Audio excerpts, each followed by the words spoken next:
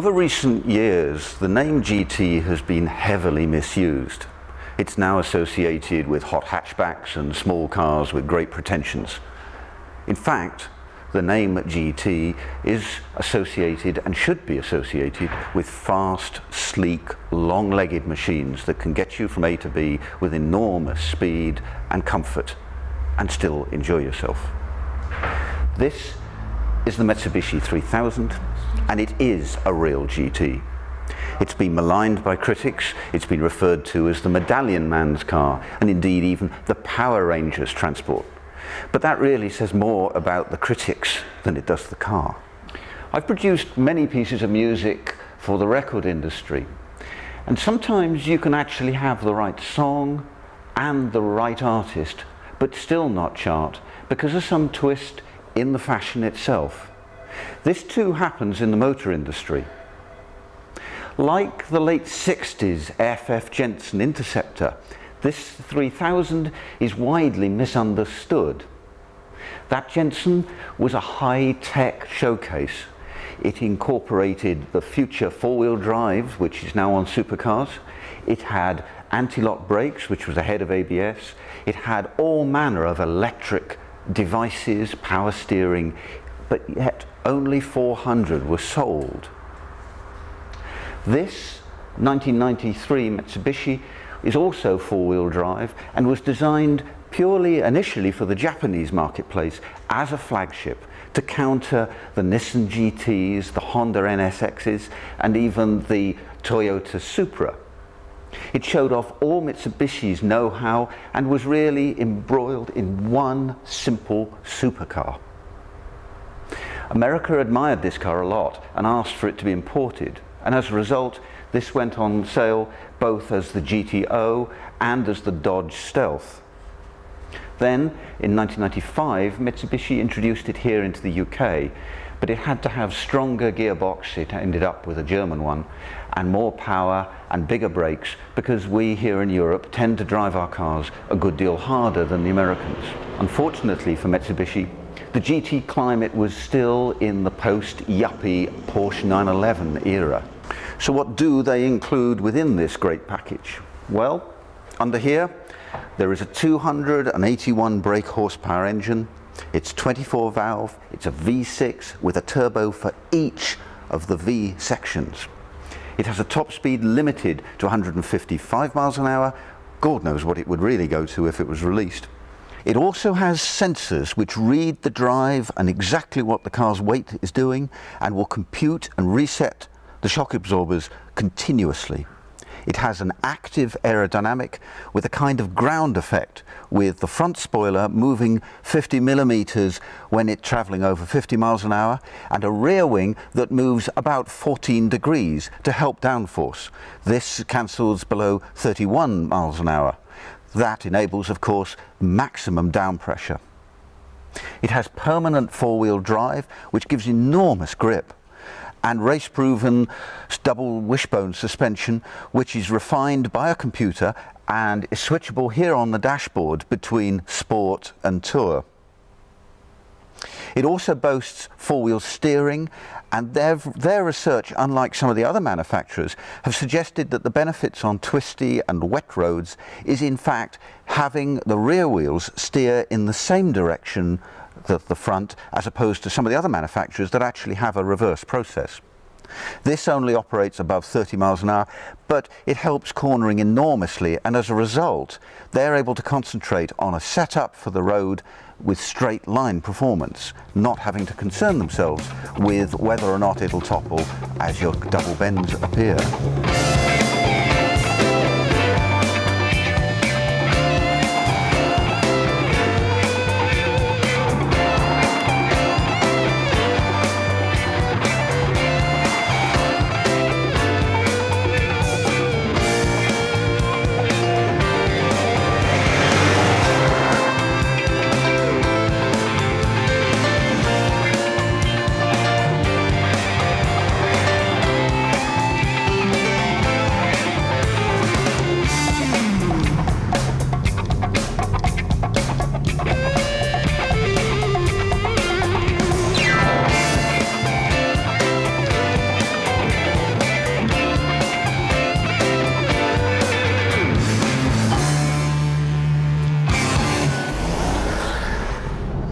driving this car over long distances, which I have, it's incredibly safe and sure-footed.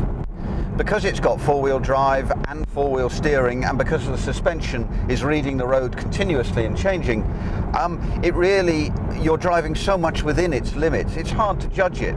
And without being very irresponsible with road conditions and other users, there's nothing I can do to prove here and now where its limits are. It's sufficient to say that as a Grand Tourer, it really is very safe. Some of the switch gears are a little strange and old-fashioned. On the driver's seat there are electrical controls, and if you press it once to take the car seat forward, it keeps going. You take your hand off and you're sending yourself under the dash. You have to press it a second time, and that's irritating when we're now used to touch-sensitive one-stop switching. And to the dashboard too. The controls for the heater have been given quite a bad press. In actual fact, they're very simple. They're very similar to the BMW ones. There is a display screen, and on that it will show you the different air flows, whether it's recycled or incoming air. You dial the temperature up, and really it takes care of everything else itself. It's the sort of simple switchgear that Mike Rutherford would have on audio, and sadly that isn't on here.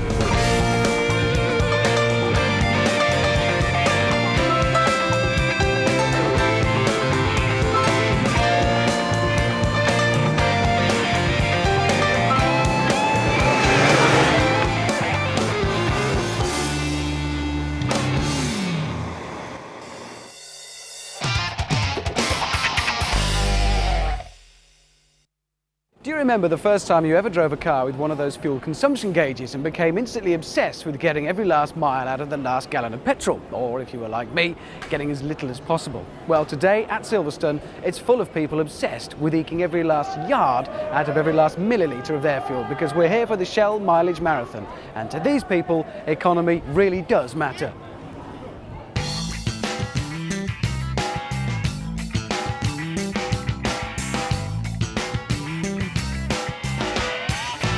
What does something like this actually bring to the kids themselves doing this?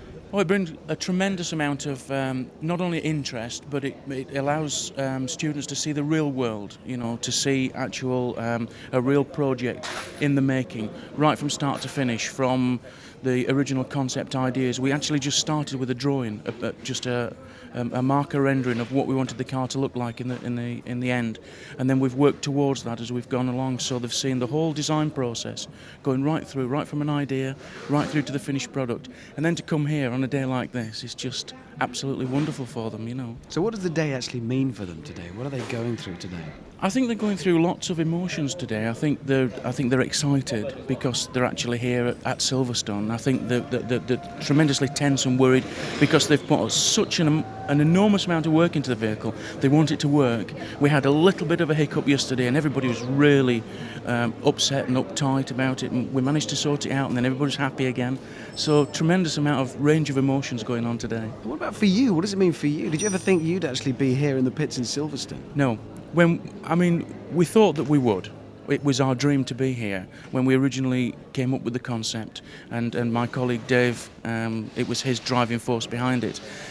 I'm just tremendously proud. I'm proud for the school, and I'm proud for these boys. They've done a tremendous amount of work.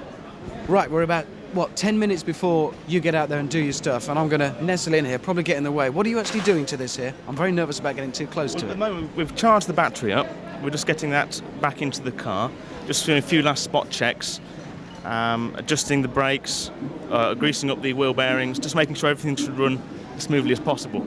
Nervous at all? Well, it's our first time here. It's our first attempt at the Shell Mileage Marathon, so there's a few nerves, but the car went well yesterday, so we're just hoping we can get everything right this time round. Okay, and have you got any little secrets up your sleeves, all of you, that are going to make this thing beat everything else? That you're going to tell me? And you are going to tell me, I know. I don't know about that. There's a few little things, but obviously the electric start's going to help out, so we can keep turning the engine on and off, which should save us a bit of fuel as we go around. That's the main one for this year. So maybe in the future we'll have a few demon tweaks, but at the moment, just electric start. Okay, well, crucial question. Where's our driver? Who's driving this thing? The driver's gone. We're probably 5 minutes away from starting. We haven't got a driver. Right. Professional driver. Okay. That's right. No, he'll be relaxing, I hope. We've got about 15 minutes left until the next attempt. The last one was disqualified because they were 3 minutes over time. For that reason, I think they're changing the gear ratios so that the thing will go a bit faster and get around more quickly. What's it like being involved doing something like this? You're from Jordan, so what do you reckon of this? I think it's excellent. The enthusiasm around and the amount of teams that have taken part in this over the past couple of days is absolutely amazing, and some of the machinery that's been engineered is brilliant to see. It's good to be part of it and to be across here and helping. What do you think of the way it's been organised then, the way it's come together, compared with the professional side of motorsport? It's commendable. It's definitely commendable. I think this is the 22nd marathon they've had, and the organisation is very good. Yeah. Okay, you're in the communications side of it, aren't you? What do you think about the team strategy we've got going on here with this lot? It's looking good, I think. They've unfortunately their second time was disqualified because they were out of time, but I think they've changed gear ratios now, and they're just about to go up for the third attempt, and hopefully to get another good result. They've surpassed their expectations, so I think they're happy with the way they performed. So you're going to take any lessons away from today back to Jordan with you then?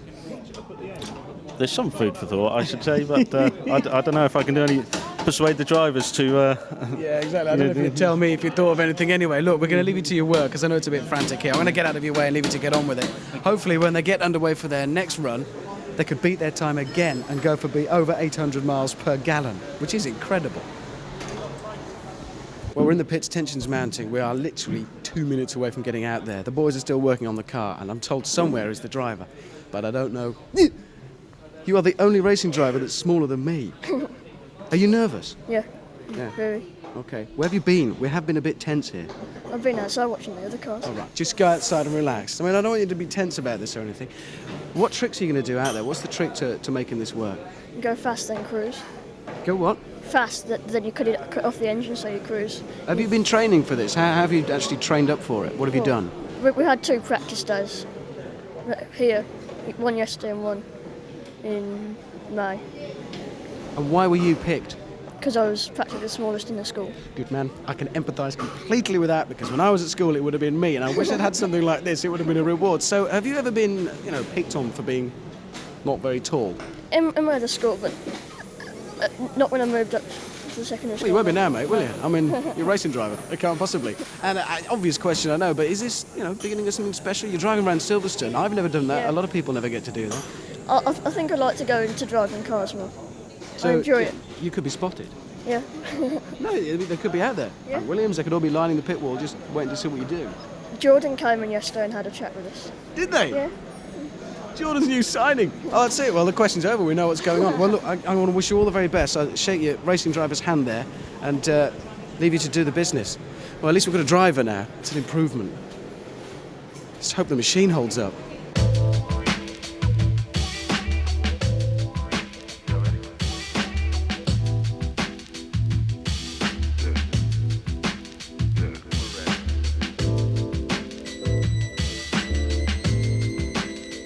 Our boys didn't get the #1 place. That went to entry #1, a French team called Milage with an incredible 8,428 miles.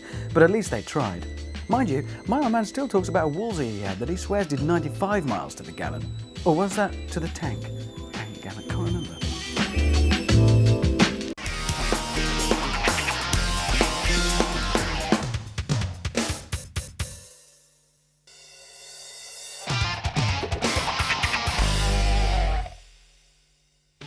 The glitz and glamour of international motor shows, where, apart from the razzmatazz, they're actually launching new cars.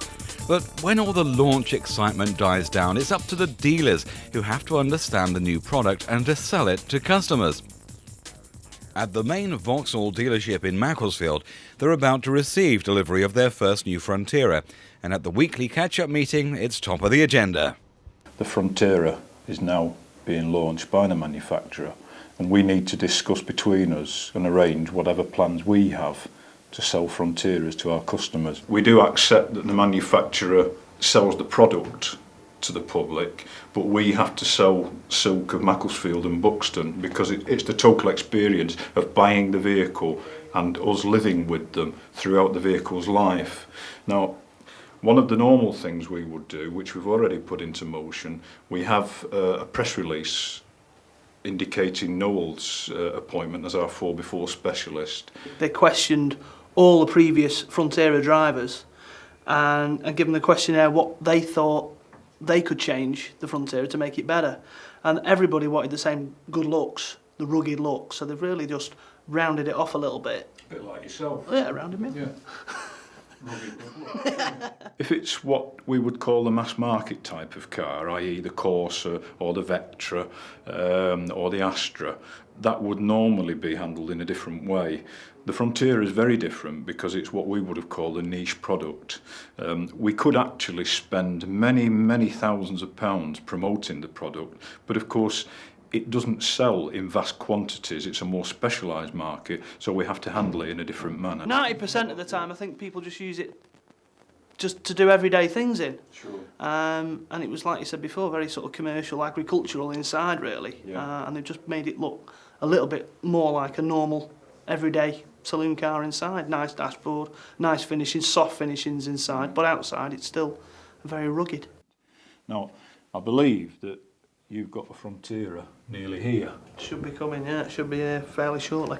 Well, So we'll all go out and have Are you going to present it have to a us? nosy and at that? let's, I'll present it to your you. knowledge. And we'll drive and see how we go. I mean, here at Silks, as you know, we're getting a couple to come in this afternoon and we'll hopefully show you then how it actually drives. But there's the number of new gizmos on it. There's a new 4x4. You can switch it on the move, whereas in previous Frontera and other 4x4 vehicles, you had to stop the vehicle, then put it in four-wheel drive, then go into action. Whereas this one, up to 60 miles an hour, you just hit a button and hey presto, you're in 4x4.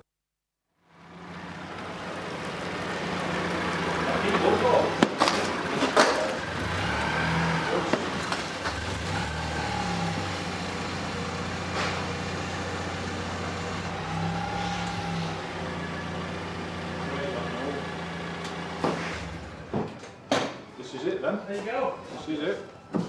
Now talk us around this. You've been on the course, you know it all. What do you think? Beautiful, isn't it? Nice, First isn't it? impressions. And that's the Sport, isn't it? That's the the Sport shorter RS. wheelbase. So it looks similar to the old one. Right. They've still kept the good looks. But they've just rounded things off, like rounded the wings off. The wheel arch extensions are that bit bigger.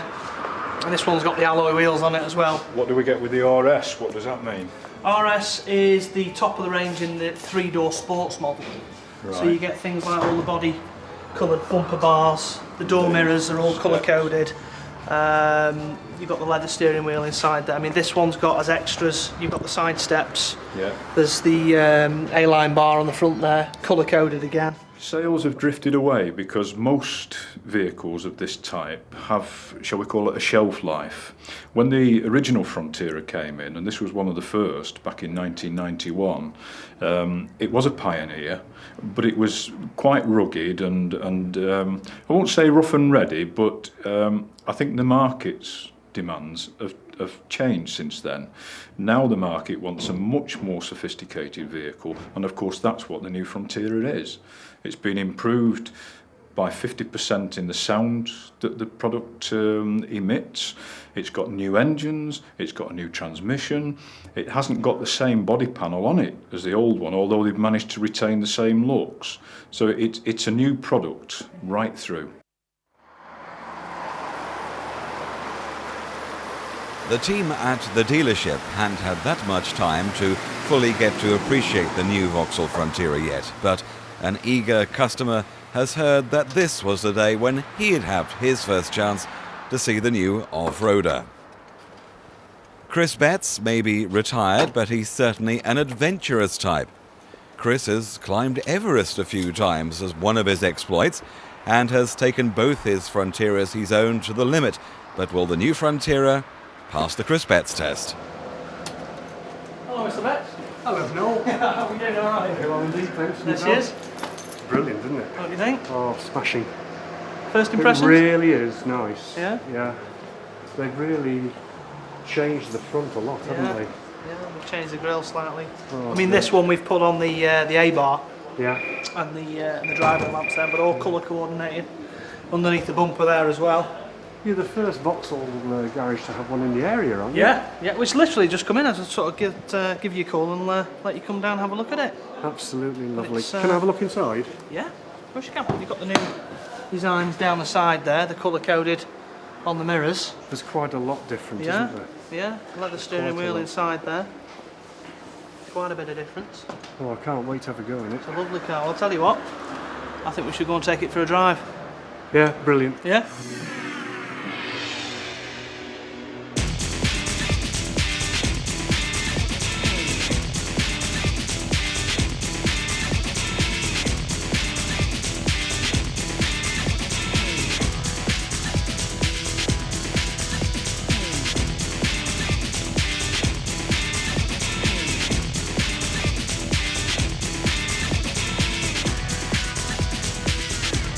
Does it feel more in control? It's than the more old? positive. Yeah? Certainly more positive. Yeah.